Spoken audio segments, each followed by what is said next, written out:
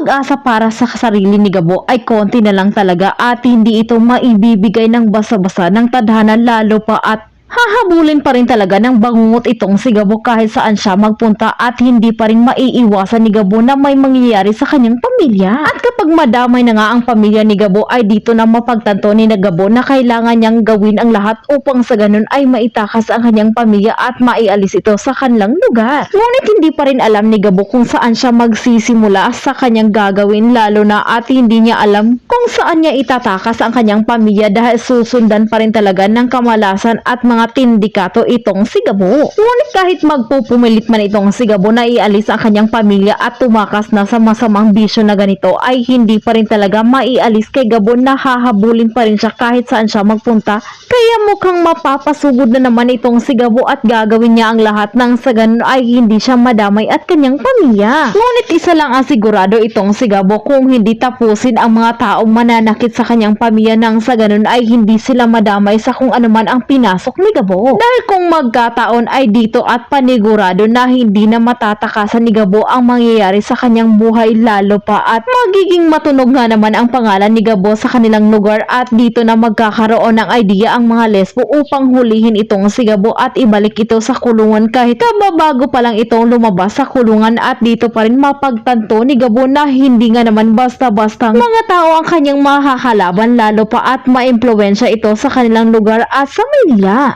Samantala ay hindi aasahan ni Gabo na magkakakilala sila sa isang iglap ni Samantha at dito na nga makikilala ni Gabo kung gaano katapang at kabuti tao itong si Samantha, dahil kahit anong gawin ni Gabo ay hindi niya maialis sa kanyang sarili at sa kanyang katawan ang kamalasan, dahil dito pa rin mapagtanto ni Gabo na si Samantha pa rin ang magtatapos at puputo sa sungay ni Gabo. At dito nagtatapos ang ating si Gabo Advance Episode Update. Maraming salamat po sa panonood.